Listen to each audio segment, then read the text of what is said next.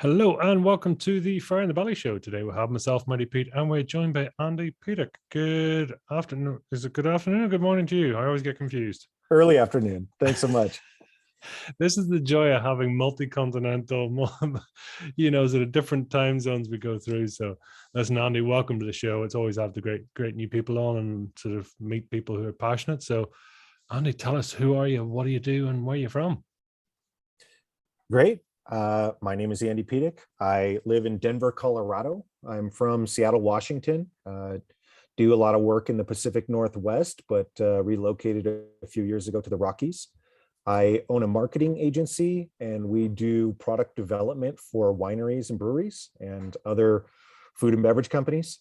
So I started my career in beverage distribution and retail analytics, and ended up starting a brewery. And in the startup days of the beer company, I brokered for several companies. I designed labels. I went to school for marketing and graphic arts. And so all along I had done freelance design and got into labels. But after owning a brewery, I got very accustomed to the federal tax and trade bureaus, liquor control boards, Food and Drug Administration, all of those things, organic certifications. So all of the crazy work that goes into even copywriting and trademarks, I got really good at developing products. So my claim to fame is having been able to take a product from a napkin to grocery channel within 90 days, which is extremely difficult in the liquor business because getting federal approval for recipes and labels can take time. But my company's developed over 100 products that are for sale throughout North America and abroad.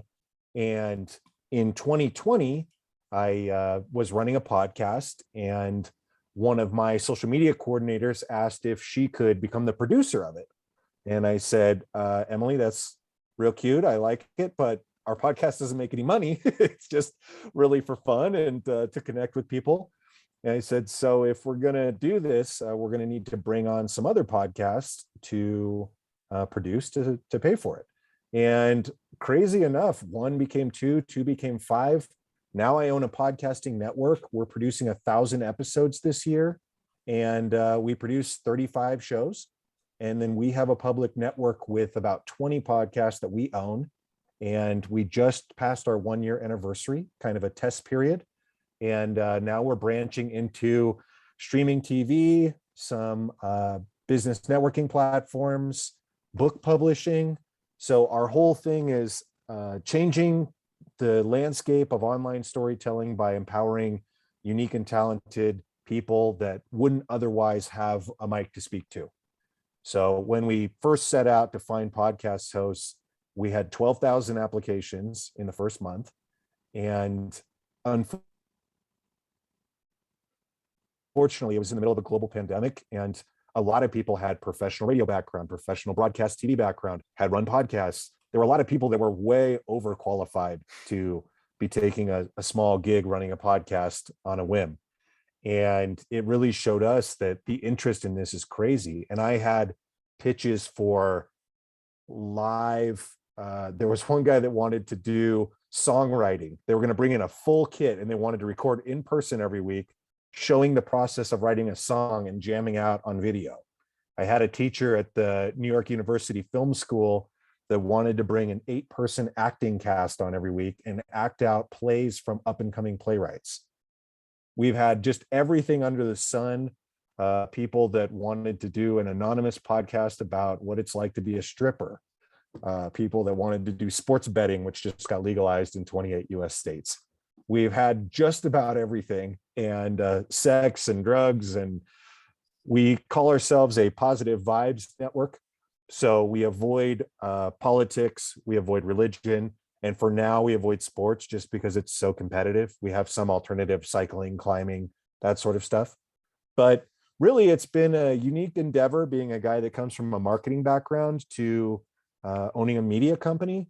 I have worked adjacent industries, but it's been extremely rewarding and empowering to have. I've got 100 people that produce all these programs with us, and we're doing a couple million streams this year. And it's pretty unique to be a challenger brand because globally, there are about 6 or 7 companies that are worth between 200 and 600 million US dollars. And those have all been gobbled up in the past 2 years by Amazon, Spotify, and SiriusXM Pandora and iHeartRadio. So from the 150 to $200 million valuation mark, there is this Herculean leap down to like 2 million maybe. And so there aren't startup podcasting networks because it comes at an extremely high cost. When you're starting a ton of things from zero, you can't just immediately foster an audience unless you already are a huge influencer or athlete or whatever. And we've spoken to a couple of the reality TV star kind of folks, or, the TikTok celebrities, I guess. But we've really spent our time working with a lot of coaches and authors and academics and people that are creating more lifestyle content, yogis, outdoorsy people, just really family, therapists, a lot of just really lifestyle and happiness. I do a lot of public work in mental health, and it's something that is right at the forefront of our business and all of my activities. So in the largest nutshell, across the Atlantic to you, that's who I am. What's beer got to do with the podcast, right? So the one thing, I mean, it's a beautiful jump, but it is definitely a bit of a left turn at some point, right? So, but both of them are very viable by the sense of it. A couple years ago, I had a beer podcast. It was absolutely terrible, like the quality, but I cruised around to breweries and interviewed them about their stories. And really, it was a marketing tool. I didn't care if I had thousands of listeners because I was about facing the brewery owner and giving them value-added content, which got my foot in the door where I could go see them in person, taste all the beers, show them my chops. And so it was really just a networking thing. And when I moved to Colorado, I had spent the past 30 years living in Washington State. I grew up in Eastern Washington. I lived in Seattle for the past 10 years before that. And I moved to Denver and didn't know anyone. So I started a podcast called Coloradopreneurs, where I profile Colorado-based business people. And it was kind of the same thing. It was just to meet people and it was for fun, but it completely crossed over from like dude with cameras and microphone to now I'm the CEO of a business that is going to be doing 50 podcasts in 2022. So it's a fun thing to do. I gave myself 1 year to figure out whether or not this business was going to work and have runway to take care of my employees or pivot if it didn't work, because we are completely privately financed and we were, as you can imagine, subsidizing this thing for the first year. So we've had a couple of unicorns that I didn't think were going to be very good that have ended up performing outstandingly. And we've had a couple that came in with high hopes that nobody really latched onto. So we've kind of just gone in really organic test directions. When we first started, we had a guy who had a show about sports betting or golf betting. He's a golf pro in Florida. And he would talk about last week's tournament, next week's tournament, the Masters, the British Open, whatever. But sports betting, as I mentioned, had just been legalized in half of our country.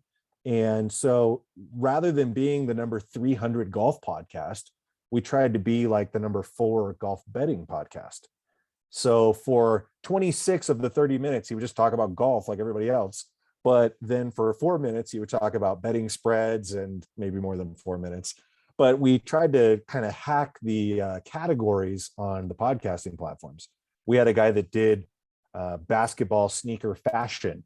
And he set out to interview people from Nike and Adidas and Puma. And same thing, he would talk about the basketball games, but we talked about culture and fashion. And that put us, a basketball podcast, into fashion and pop culture categories, which obviously there are no other basketball podcasts competing in. So we've tried a lot of really odd things. And as I mentioned, some of them have just completely blown up in our face, but we employ and we partner with really good humans, and it's been a fascinating endeavor. So it's coming across as almost a bit of a superpower of yours there, Andy, that, that sort of ability to, to spot an idea, to give it some nurturing and some space and creativity, and let it see. If it thrives, and if it, doesn't. But is that fair? Is that something that you enjoy, the creative process, and you enjoy the nurturing? Probably to a fault, yes. I think in the past 10 years, I've tried a lot of things. I think I just started my 21st business that I've been involved in. There have been some colossal failures. There have been some falling on the face. You dive deep with people. This is the fire in the belly. I have had businesses that were affected by life changes, and I've had businesses that were affected by personal health, economic impact, things that are outside of your control. So right now, I am actually in the process of starting a nonprofit foundation for mental health for small business owners and entrepreneurs, because at least in my country, the medical insurance is extremely expensive. It's a system that is highly argued over, and more than ever, self-employed Americans are foregoing traditional medical insurance because it's too expensive, because private plans are really, really costly if you don't have a regular everyday employer. And so they look at industries that have high stress, like doctors, attorneys, firefighters, policemen. And there's a lot of research around their propensity to have anxiety, depression, divorce, suicide, everything. And small business is so broad. And now you have the gig economy where people are driving for Uber or doing Etsy stores where they're selling crafts, whatever it is. There just aren't a lot of resources for people in the education space, in the mental and physical services space. So I guess my point is, if people are shelling out to pay for private medical insurance, 9 times out of 10, it doesn't include mental health, if not 10 times out of 10. So we're doing a lot of work in trying to figure out solutions for people. And we're doing a 3-year research study where we're trying to interview 10,000 small business owners in a qualified database that we can take to policymakers. So we're working with some academic researchers and some people in the psychology field, but huge undertones in my life. I have had divorce that caused me to lose a business. I've had businesses that caused me to lose relationships. I've been sued by my best friends. I've lost acquaintances. I've had personal health issues. To answer your question the longest way, I love starting things, and I come across as a grass is always greener kind of guy because I love to chase waves and consistently just smash my head into the wall, being a crash test dummy for if ideas are going to work. But I've fallen on my face enough times that it's galvanized me as a coach and mentor, because I've pretty much experienced everything that you don't want to happen to you. So at one point I was writing a book that was going to be called Throw 10 Darts, One Might Stick. And now I'm finishing a book that I've been writing for quite a while now that is about kind of a what's the worst that could happen kind of thing, walking through what people are actually afraid of as a small business owner or young professional. How does that fuel you? I mean, it's a really interesting strategy there. That, as you say, you've tried lots of things. Some have gone so well, some not so much. But I mean, is that a strategy of yours? Do you think that actually you've got to gain that experience, and let's do it hard, fast, get it done, and either rip the plaster off and be done with it, or yeah, look, let's let it shine. Really, is that a fair strategy? Do you think? I wouldn't say it's always advisable. There's In the startup world, especially in technology, people put the Silicon Valley in California on a pedestal, right? And they put these hubs of technology like Seattle, New York City, London, where there are tons of these tech businesses. And usually in that landscape, your resume is not valued based on the number of successful endeavors you've been a part of, but the number of failed businesses you've been a part of, because it shows your grit, your ability to bounce back, the lessons that you learned. So I've never started a business where we had venture capital or we had a incubator, traditional investing. They've all been privately funded or just end over end perpetuated with cash flow snowball. So a couple of things that I've been a part of, if they had started with $100,000, could have become a $10 million business in a year, but we started with $0 and they became a fraction of that or never.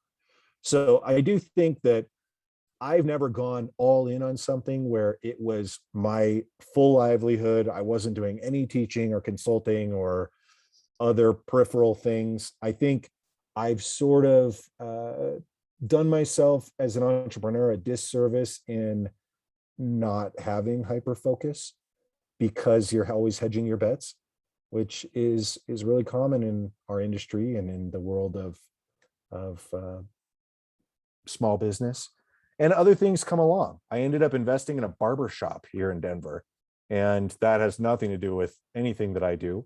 And I've had several clients that couldn't pay their bills or something and offered some kind of equity or stock. And so I'm a partial investor in several things, mostly in sweat because I'm too much of a nice guy to turn people down. Or I have this other demon of not being able to do work that is less than your best. So if they're not able to pay for the thing that you're able to provide, usually I end up in some kind of emotional attachment to clients and going further down the rabbit hole and doing the human answer. So the answer is yes, starting new things and trying things is great, but there are some things that I've been a part of in the past that could have gone a lot further if I had gone all in or taken on financing or really, really laid it all out on the line for. But as I mentioned, I have had things that were going great that got taken away from me from outside factors, including a pandemic. And that's one of the reasons why my team shifted into this media business, because the marketing company got to a point where I was getting handwritten notes from clients that said, "I'm terribly sorry, but I can't afford to pay you anymore. And we've been working together for 2 years and I can't make this invoice. I think I'll be able to pay by next month. Are you going to throw me away or not?" And I do not have the heart, I literally cried multiple times getting someone. I was always wondering why they were mailing me a paper check. And it's because it was coming with a note. And you always know when you see something with a stamp on it that the waterworks are coming soon. But we ended up taking on a ton of clients that were just not in our wheelhouse. We do food and beverage and consumer products. So we've done yoga pants and mountain bikes and other light manufacturing, but we were taking on these tiny mom and pop food companies that were specifically here in Colorado, whereas we were used to working with companies across the US and abroad. But we had all these things where we were doing just social media, and all of a sudden we had speech language pathologists that work with kids. We had an LGBTQ clothing brand. We had a couple therapists. We had a dentist. We had all these people that were great human beings, but we're never going to put on our website. We're never going to tell people we did. And it just kind of became all money is green sort of stuff. So rather than having a couple massive retainer clients, we had a lot of small, I call them subscription clients, where instead of having people that are paying you $20 to $40, $50,000 a year, and you have 5 to 10 clients, we were having 50 to 60 clients that were paying us $500 a month to do their Instagram. And that is nauseating because there's a lot of customer service, and it just becomes services that I particularly didn't care about, clients that I wasn't super interested in, things that were really high maintenance. And so I ended up letting one of my partners take several of those clients and go off and do something different. And I started a clean slate with the podcasting thing. So we still had, our core clients at the marketing agency, but it was very odd to run a beverage marketing agency for 10 years and then just say, I'm going to take a year and put the thing that I'm an expert at on ice to do something that I'm not really an expert at. And I hired a full-time producer. We have several editors. We have copywriters. We have people that, do podcasting as their full-time job. And we've really built this thing as a complete experiment. And I can't say that I'm all in. I own a couple other businesses, and I personally am always hedging, but it's been a really fun endeavor, and it's been a conduit to several other things. I can reach out to pretty much anyone because I own a podcast media network. And so when it comes to like press passes for Comic-Con or a movie festival or trying to get bigger celebrity interviews or something, we're a challenger brand. Nobody knows whether we have 50 million listeners or just my mom. At the end of the day, with podcasting, one of the things that I love is if you create excellent content, nobody knows how many listeners you have. So if it's not the fake it till you make it thing, but if you're adding value to someone and providing something that they can use to promote themselves. I own a publicity company where we do booking for people on all different kinds of medium, from blogging up to national television. And so we book people on podcasts. And some of them say, I want to pre-vet how many listeners this gets, how many streams it gets. I want to know how much reach I'm going to have. The problem with that is that doesn't mean that it's going to do anything for you.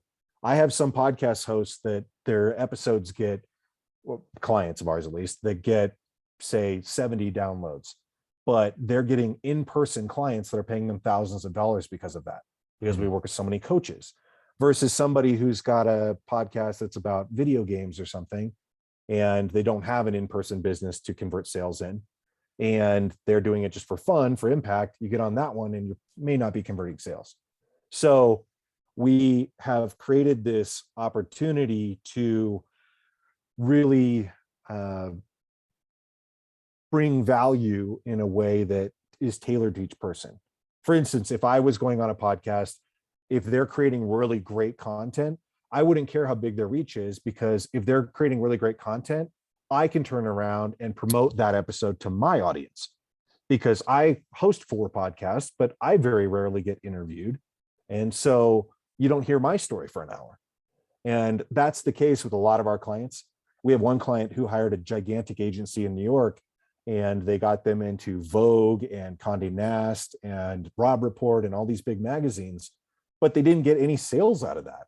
And they paid thousands and thousands of dollars for it, versus we get them on a couple small podcasts that are in their industry niche and they're converting sales. So it's fascinating, the world of podcasting as a tool for converting sales, creating digital products, creating membership-based stuff. I have a podcast that's about podcasting. It goes around in a loop. I have a podcast called The Cast of Pods. Very cheeky. I love it. But I teach people how to make money podcasting, and it's just got some general lessons. We use it as a kind of intake class for people that hire our production company. So we have, I think, 19 podcasts that we own and operate. And then we produce podcasts for another 20, 25 companies that hire us to do so. And we're pretty limited in what we accept, because it needs to be something that is scalable, or somebody that's going to be a real client long-term. But it's so fun that people that are willing to invest in telling stories on the internet, it's pretty cool. No, totally. I don't have to tell you. Yeah, no, it's an amazing process. And I mean, what have you learned from that? I mean, there's a huge amount of energy and enthusiasm and ideas have gone in there for you, and I mean, how would you summarize that for you, and what have you learned so far, do you think? I personally, my downfall as an entrepreneur and investor is that I am an empath. And I really, really get emotionally attached to every client.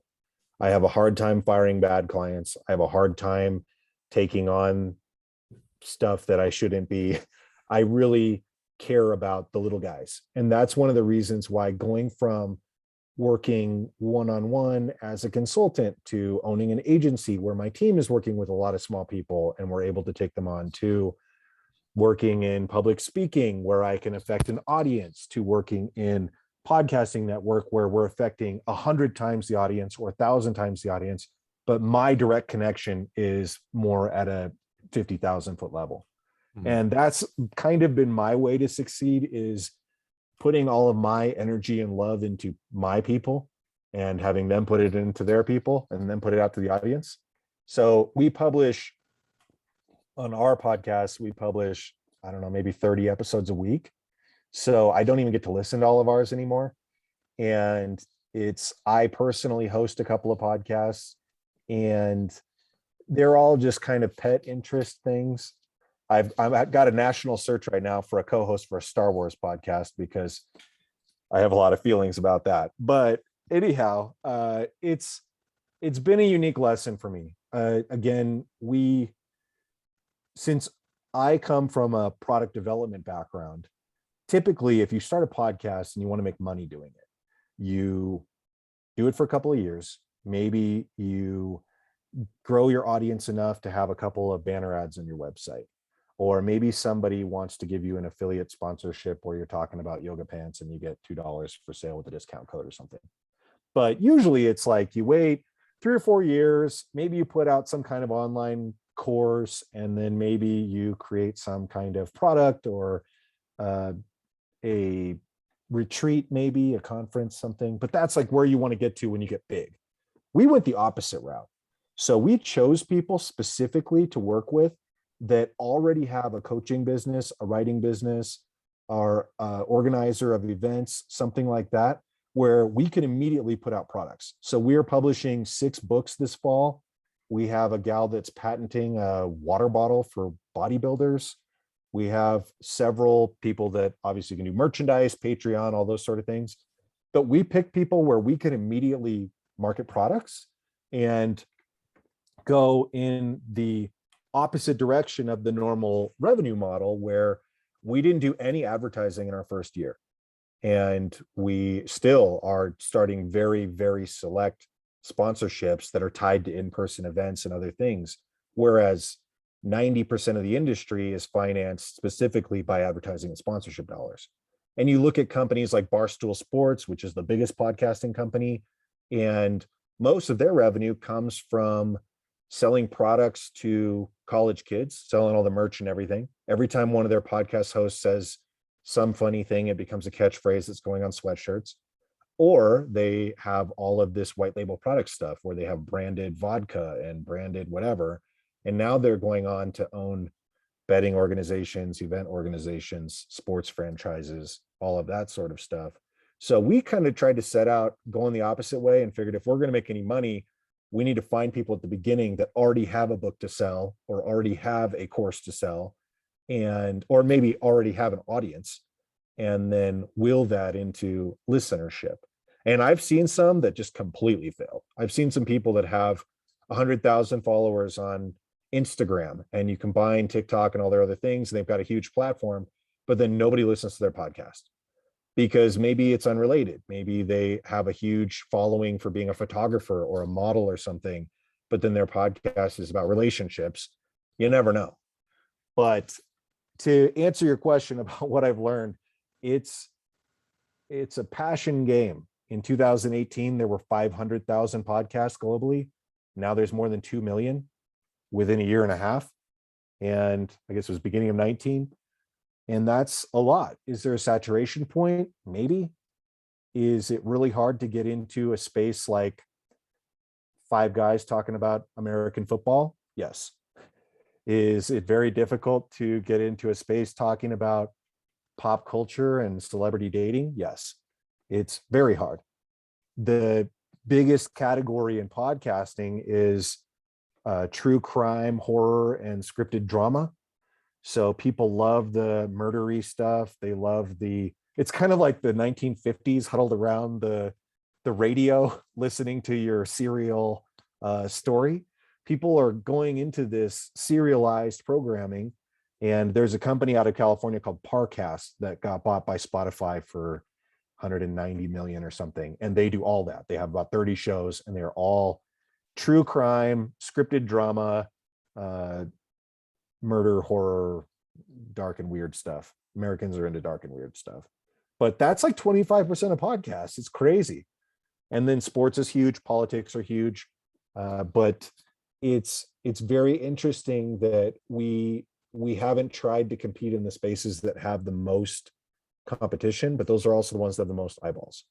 I have a podcast right now that is about zoos. This guy is a professional musician. He's a drummer, and he travels around the country playing with bands and symphonies and stuff. He's a gig musician. He's a very good one.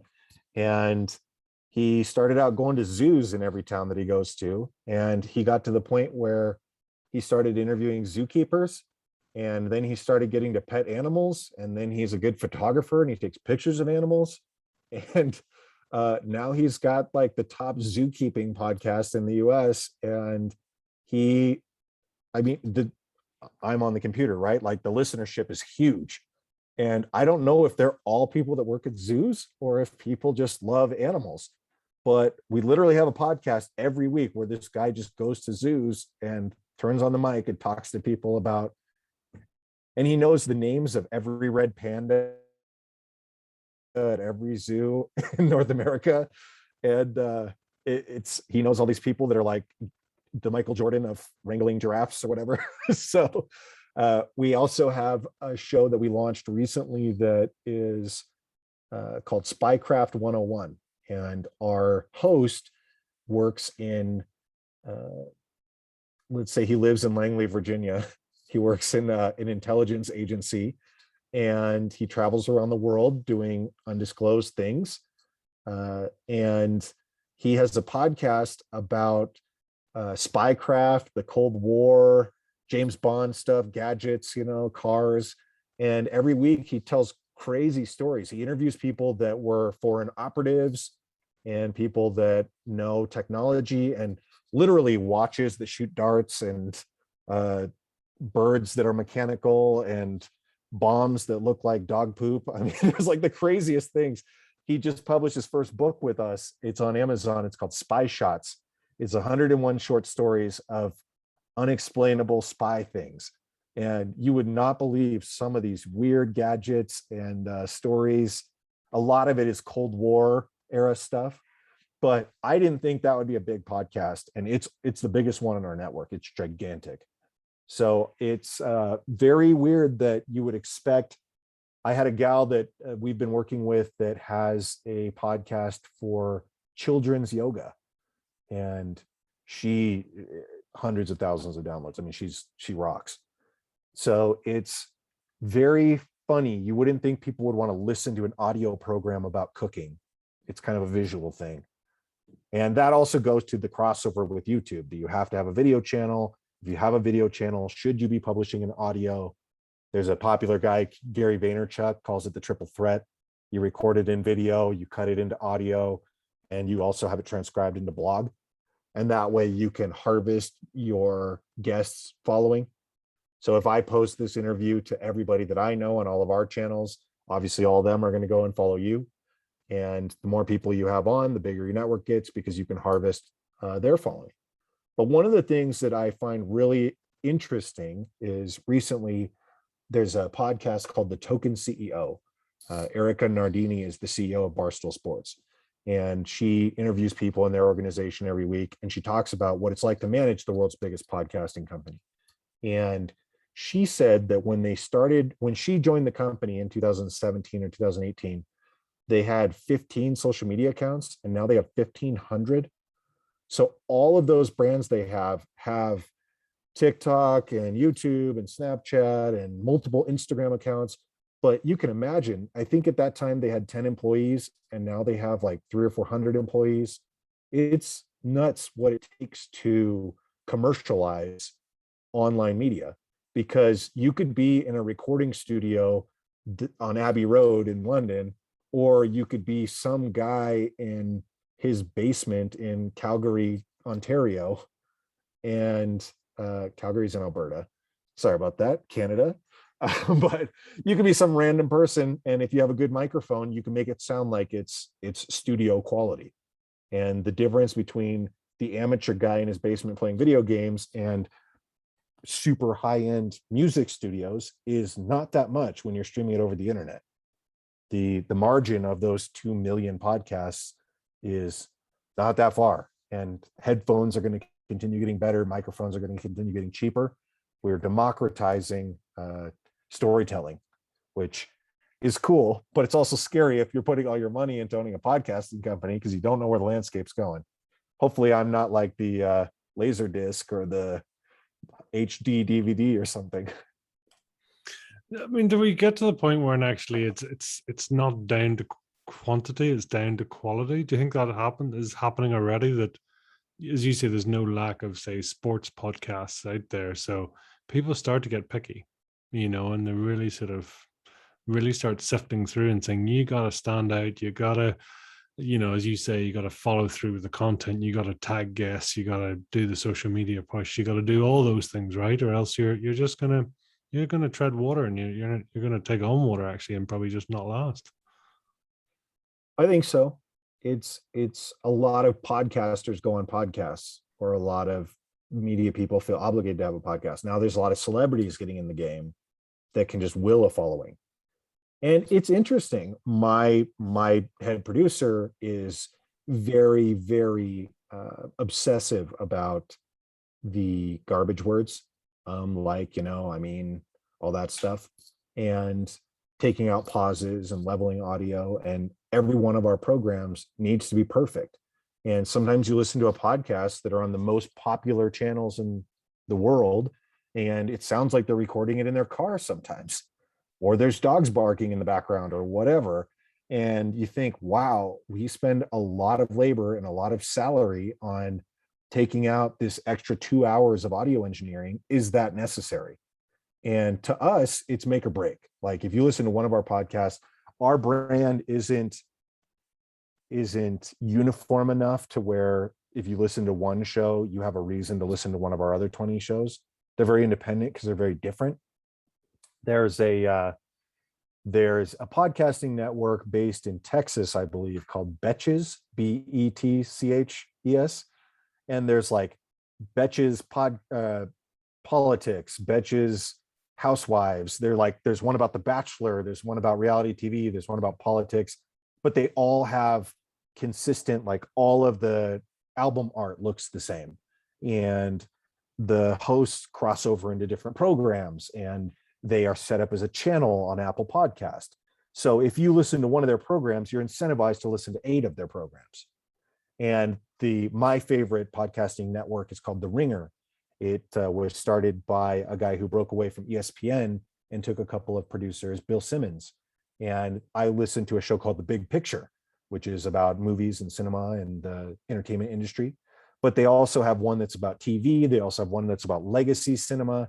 And the hosts go back and forth across the banners. So you look forward to following one guy as he goes on a different show the next week, and they bring experts from that one over here. And all of a sudden, I'm a subscriber of 3 or 4 shows listening to the same hosts. And that's what you eventually want to get to.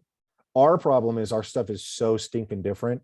A couple of our hosts have been able to be guests on other shows, but it's almost hard to even line up relevance because there are none of them in the same lane, which is exciting, but a little scary, because we set out to just test so many different things. Throw 10 darts, one might stick. I feel like I should trademark that. You can have it in the UK. And tell me this, what the likes of Clubhouse and stuff, I mean, what's your take on that? Is it going to take? Is it not? Is it a threat to podcasting? Is it not? What's your gut feel? I tried Clubhouse for one day and I got a lot of anxiety. I felt like a ton of wasted time. I sat there and waited and waited and waited, and I got pulled up to the top of this really big one. It was cool. A bunch of people followed me on Clubhouse, but then they didn't go and follow me on any of the channels that I regularly act on. Have you been a clubber? I'm not that far off yourself. I sort of dipped in.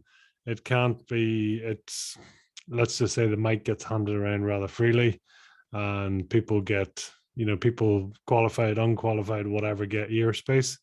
And it's like, you know what? I'm busy enough, thanks. Everybody wanted to pitch their stuff and interrupt each other, or the trick is promoting someone else, and then they they say, oh, you need to hear this guy, and then they feel obligated to pull him up, and they just do this weird back and forth. It's very difficult.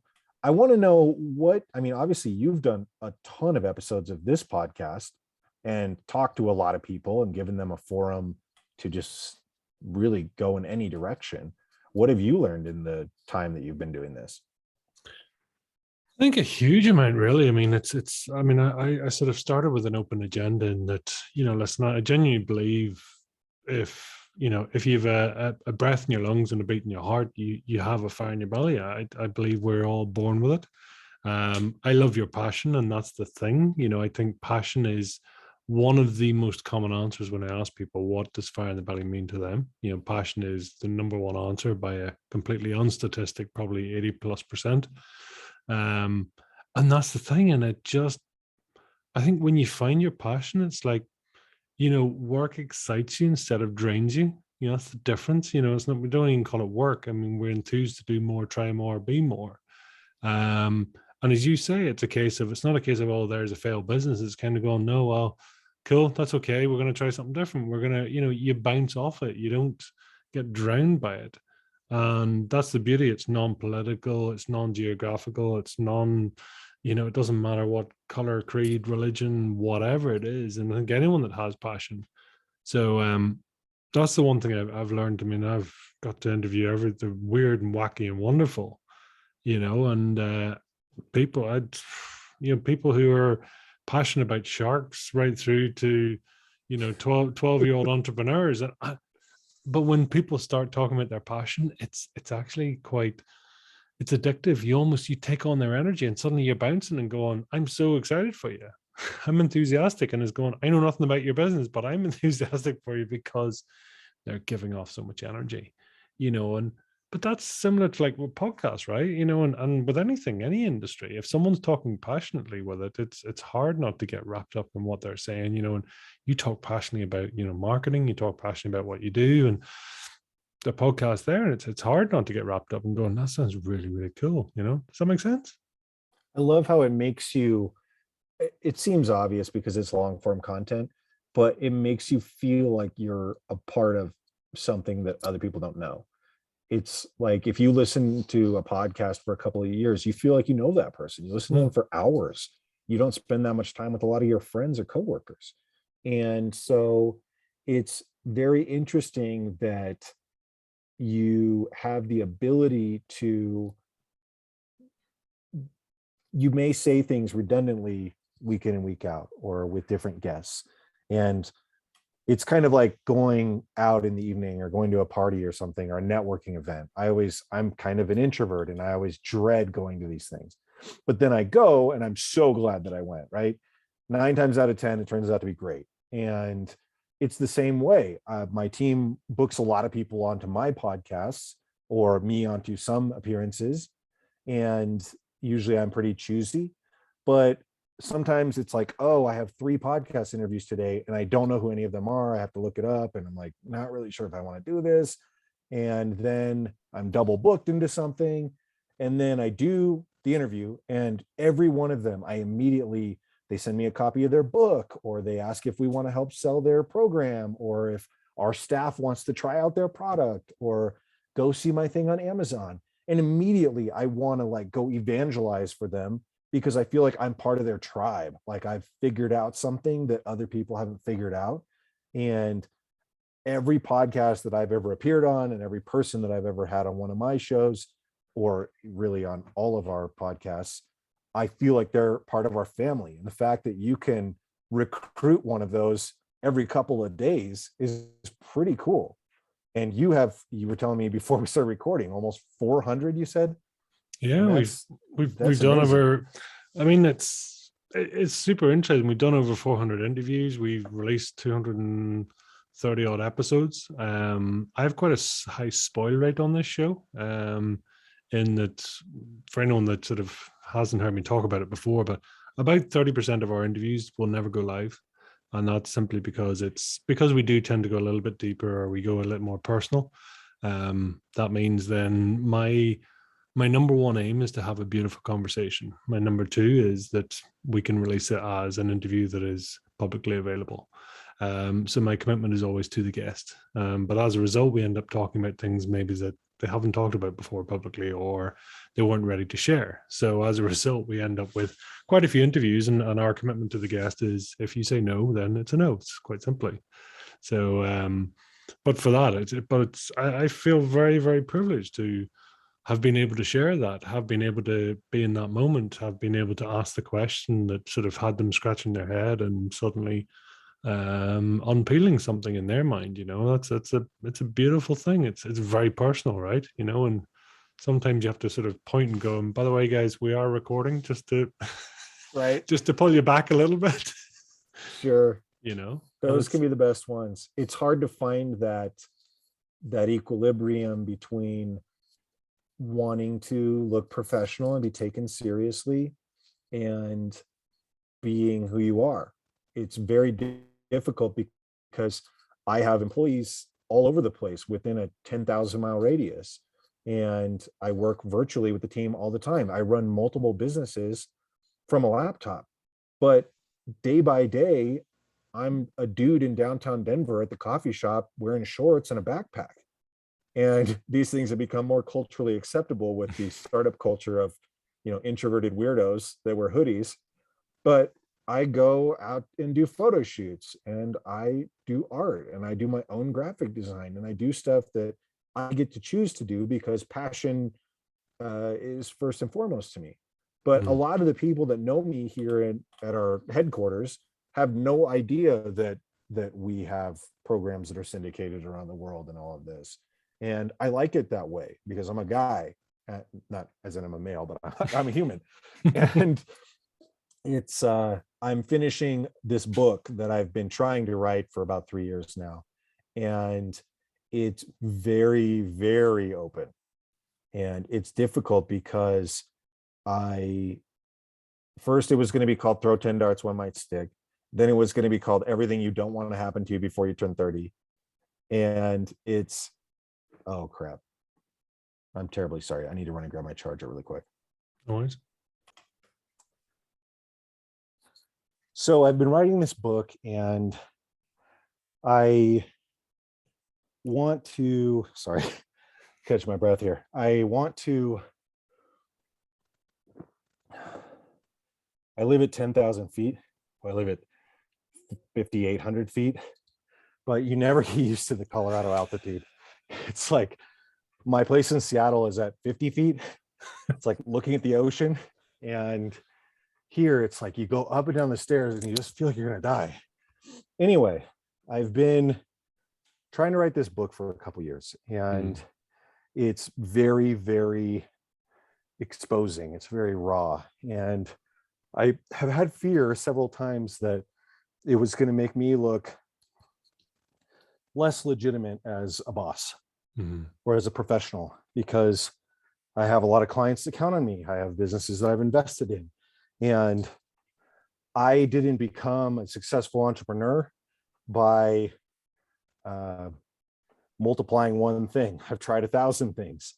And one of the things that makes me valuable as a partner to people is I'm more loyal than a basset hound, and I will take it to the end. But in 2017, had a really horrible summer. I had some personal health issues. I had some mental health issues, and I've had long bouts with anxiety and depression. And I had never experienced, I ended up going to the hospital. I had a really, really hardcore panic attack and some other physiological things that came up as a result of it. And for anybody who's taken antidepressant medication, a bevy of side effects come, and it can be sleep stuff, it can be sexual stuff, it can be diet stuff, but you end up having to move around for months just to be able to mitigate the side effects of adjusting your day and your diet. And I went years barely sleeping, and I went to a lot of psychotherapy and all these things, but I owned a business with some people that I shouldn't have gone into business with. I went into business with some friends, and they both stopped contributing in the first year. And when it was guys doing a crafty hobby on the weekends, it was fine. But when I quit my big corporate job to do it full time, they immediately both evaporated. And one of them was traveling the world doing weird things. The other one started a family, and his wife meddled a lot. And when you start a business, you don't think very often about the fact that there are not only the characters that you're getting into bed with, but their spouses and their families, not just their impact on that person, but if one of your business partners gets divorced, does their now former spouse take stock in your business? Are you putting careful measures into place that protect you? So I ended up going into business with one of my best friends from growing up and a very close family friend of my ex-wife. And it got really difficult because I had these people that owned 50% of my business, but they weren't contributing labor, they weren't contributing capital, and they would not give up stock. So for 4 years, I ran a company with two hands tied behind my back. I couldn't raise money. I couldn't hire employees. I had to do it by myself. So I traveled all over the West Coast of the US. I sold product into thousands of stores. This is the brewery I mentioned. And I was managing dozens of distributors, hundreds of sales reps, thousands of accounts. And I was the only full-time employee for 4 years. And it was just pure grit. But I would come home from work. And I mean, you just said you want people to open up about what they haven't said out loud before. So I would come home from work, and my now ex-wife wasn't super hyped on hearing how my day went, because I'm going to come home and complain about this person that is practically a family member to her. And my in-laws ended up not really interested in my success or failure, because they were hearing from my partner's parents, because they were all high school sweethearts together. And it just kind of became this huge cluster that went beyond the person that I was involved with is a good human, a great person who I loved. And when we started it, we pictured this fun thing that eventually our kids would inherit, and they'd be running around with dogs and whatever. I was the one that forced it to become a big commercial endeavor and tried to go big. And I tried to sell our business. My only way out was getting acquired and out of this issue.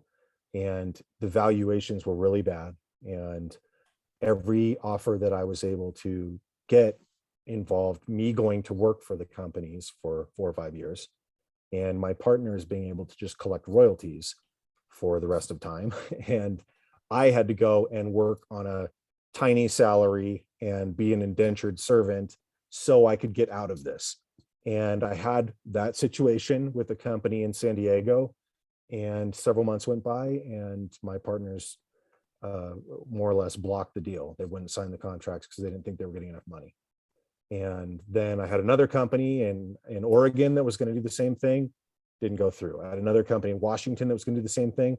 One of these companies I had already gone to work for. I was carrying a business card. I was running their brands, and my signature and the attorneys, they were already pretty much signed. And I had business partners, and I made a huge mistake. And I ended up buying the business out. You know, I bought from them at the same terms, which were absolutely terrible. And it took me to a point where the business was going fine. I'd been doing it for years. The forecast was good. But 2 months later, I had a bunch of personal health issues and mental health issues, and I wasn't able to work for a couple months. And as soon as I defaulted on the royalties to them, one of them had made me sign a personal guarantee. And so when I couldn't personally make all of the payments to them, they sued me immediately. So I went a year and a half of trying to sell the business and going further and further into personal and professional debt because the deals were already done. And then I bought the company. I only got to own it for 3 months, and everything came crashing down. So in 2017, my parents got divorced after 35 years. Then I got sued. I lost one of my businesses.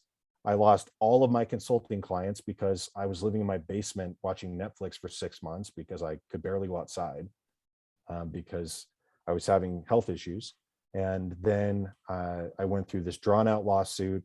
I got sued by 2 parties in the same summer, and they forced me into personal bankruptcy. My only way to get out from under it was to file bankruptcy. And you can imagine the amount of shame that came with this because it had nothing to do with my abilities or prowess as an entrepreneur. I jumped on a grenade for 45 people and 42 of them effed me.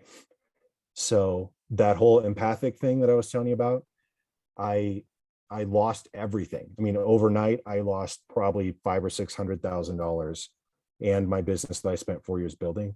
And they sued me for the intellectual property and the recipes and all that stuff. And then they never did anything with it. So I didn't even get to like move forward and say, look at this big shiny thing it's like Steve Wozniak, he like wasn't part of Apple, but he's always the co-founder of Apple. I don't even get that because it doesn't exist anymore. And so I moved out to Colorado with the clothes on my back and a leased Subaru. And that was it. I had before that wife and a house and dogs and tons of clients. I owned a couple businesses. I had the American dream for 20 something. And I started over with $0. I had to live in cash. I got a credit card with a $300 limit. I had more than that when I was 12.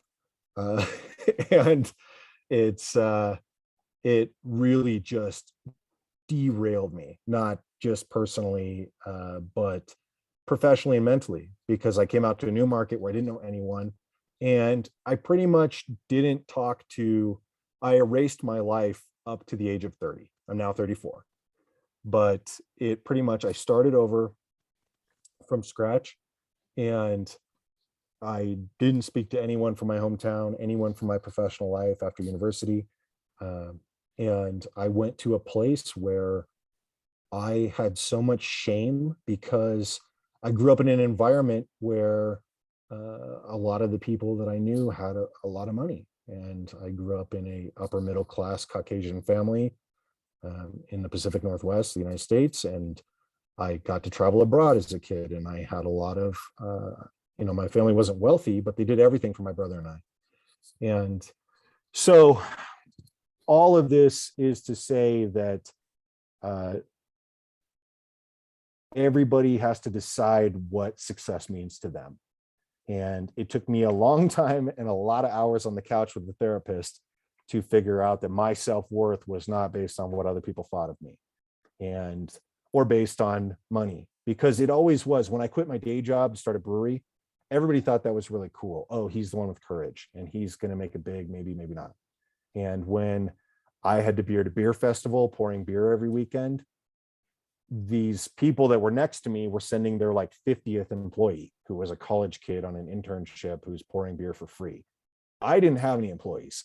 I was out every night, riding around in a car, trying to sell restaurants, doing competitions and brewer dinners and festivals and all these things. And I was like the one person. One time I stood for 12 hours without going to the bathroom and poured pints of beer. So it really, I went from an environment where I was selling big corporate deals all the time and having that instant gratification to when you are self-employed, there isn't always somebody to pat you on the back.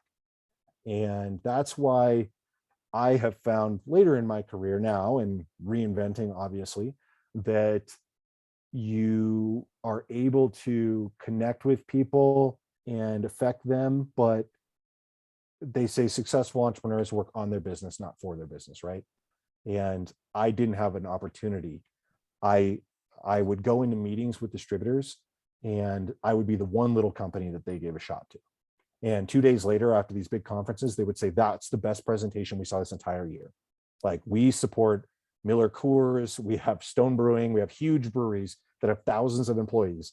The very best one that we saw this year was this one guy who's working out of a garage in Woodinville, Washington. But I had to sell blood, sweat, and tears. I was brokering other people's products. I was like the guy with the Inspector Gadget trench coat with all the watches on the inside, the panhandler. I would go to places and I was selling other people's products. I was consulting for other companies. I had to consult for years just to be able to pay to have my business. And I put in 4 years of labor, all my money, and I fell flat on my face. So I've hit professional rock bottom multiple times, and in no situations did it have to do with my ability as an entrepreneur. It always was me laying it all on the line to try to protect my marriage, as it were, or business partnership, personal friendship, hedging economic situations for COVID. And so you asked me at the top of this interview about if constantly trying new things is a valuable business skill. And some of it, for me personally, has come out of fear of failure. But also, I get attached to my employees. I like cultivating and training people. And I found that I was not a wine salesman, and I was not a graphic designer or a photographer. I'm not even a business leader. I really, if you ask me what my superpower is, it's empathy and creativity. I am an idea guy, and I can inspire people to bring out the best in them.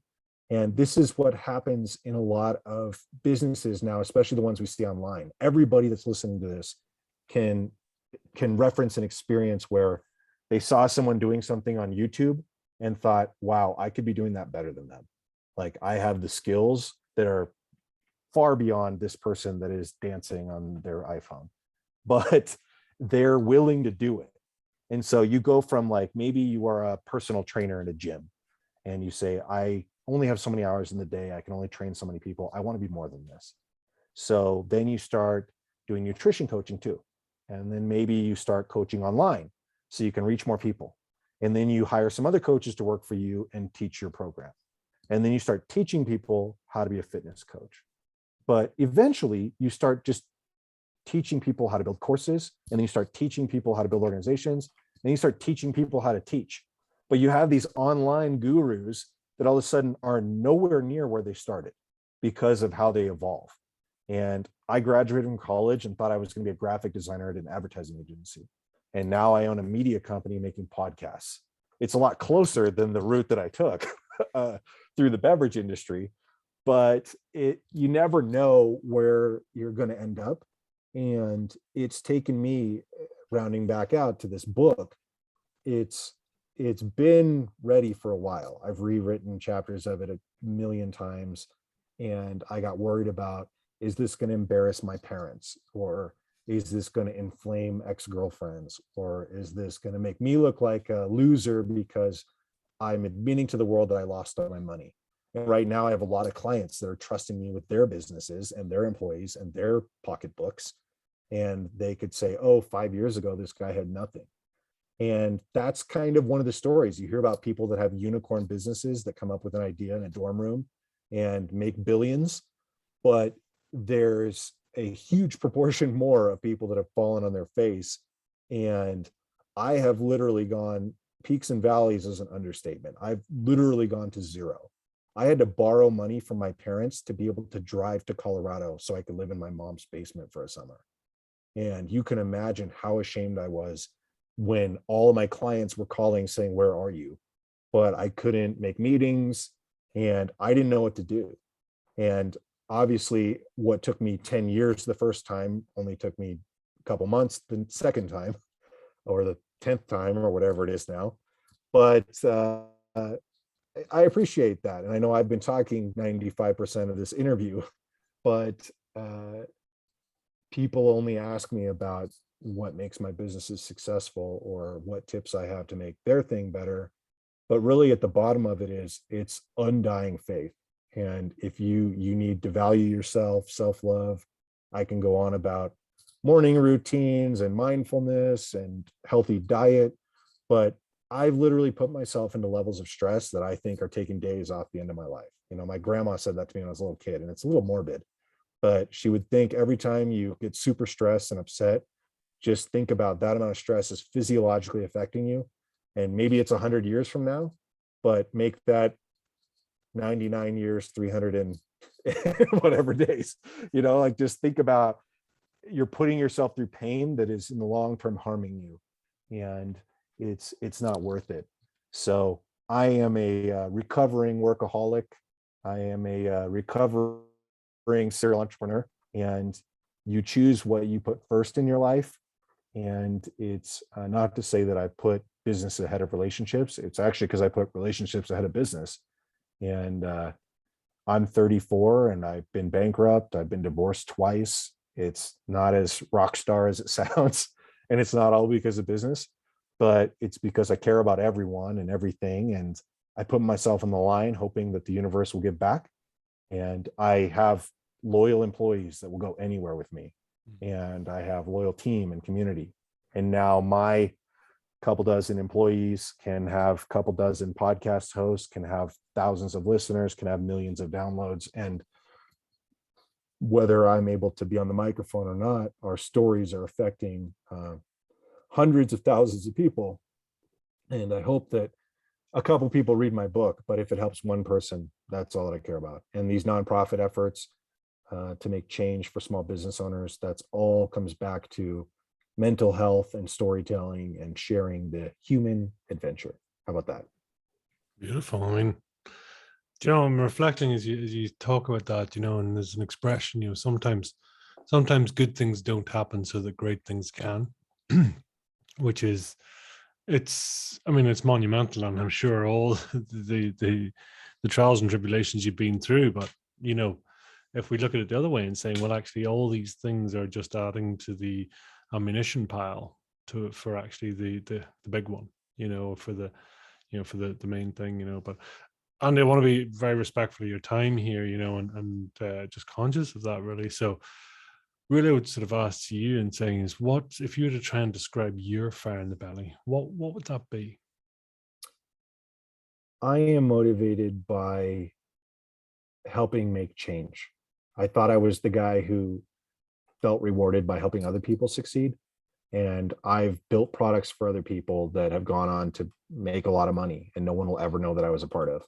And I've done consulting that has changed the course of businesses. And, hopefully decades later, when those people are millionaires, I can tell the tale that I was a part of it. Everyone has an uncle who had an opportunity to invest in Microsoft in the 80s, who would be rich now. And not to say it's all about money, but I've realized that I can make change for the most people by sharing my experiences and skills, but doing it on a larger level by being able to amplify stories. And I finally found, after all these years, that it's all in the candor. People appreciate 100% authenticity and nothing less. And so I think the fire in my belly is my willingness to, 2 years ago, no matter how much money I make or the businesses I own, probably 1 year ago, I would have not been able to tell you on your podcast that I filed bankruptcy, because I would have felt like I looked like a loser. Like I had hundreds of thousands of dollars of debt. I lost hundreds of thousands of dollars of business, and the house and the picket fence and the wife and the dogs and all those things. Those were inevitable to happen anyway. When you get into young relationships, that's a whole separate thing. But the fire in my belly comes from being able to wake up every day and do creative things that create messages to change other people's outlook and future. Beautiful. Tell us, where can people follow you, track you, hunt you down, stalk you, any of the above? Every one of my businesses has the word daydreamer in it, for better or worse. That's kind of my the guy staring out the window and helping people's dreams come true. It's kind of a whole cute thing. So my Instagram is daydreampreneur. I guess they all have daydream or preneur in them. And my business accounts, there's we.r.daydreamer.com. Somebody sat on the one without the periods and it's nothing, which bothers me. And then daydreamernetwork.com is the podcasting platform. So on Daydreamer Network is where you can see all the podcasts that we produce. We have audio clips and videos every day. My marketing agency, where you can see all the beer work that we do, is we.r.daydreamer.com. I'm Daydreampreneur. I have several podcasts, but those are the best places to find me. Daydreamernetwork.com gives you a more in-depth idea, and we are daydreamer.com. And I have had such a pleasure being on here. I'd love to have you on one of my shows. Are those your books in the background? Yeah. So I need to read your book. I love this, and I hope this whole community, you gained a fan in me for sure. And I hope I can tell a lot of people to start listening to the fire in the belly, because I know a lot of folks that have it. Is there a final message you'd like to leave with listeners? It's never too late to make a leap. I'm not telling you to risk your life savings, but if you have always been thinking about knitting hats and selling them at a farmer's market, or about starting a podcast, I've always grappled with the just start method, like do it, even if it's bad, you're going to learn from it, versus the have it be perfect before you start. Don't have it be perfect, just start doing it. Most of the podcasters out there right now will go back and listen to the one that they made 5 years ago with an iPhone and no professional equipment, and they laugh about it, and it's a learning experience for their people, and they leave them published intentionally for that reason. So if you want to start a podcast, I'd be happy to help you. My company would be happy to help you. If you want to publish a book, if you want to make a video channel, we have educational, free materials on all these different platforms to learn from folks. If you're interested in mental health, we have multiple podcasts about that, dating, relationships. Literally, Daydreamer Network is the place for positive vibes. So if you want to learn anything, if you want to create anything of your own, if you need the inspiration, or if you're ready to invest in it and you want us to help make your podcast, go to daydreamernetwork.com and get in touch with us. And I would love to help you. We would love to make thousands of podcasts if I can make sure I can pay for it. Anything's possible, right? Right. Anything's possible. Andy, it's been an absolute pleasure having you on. Thank you so much. I really appreciate your time and really for all your share. So thank you. Thank you, Pete. Talk to you next time.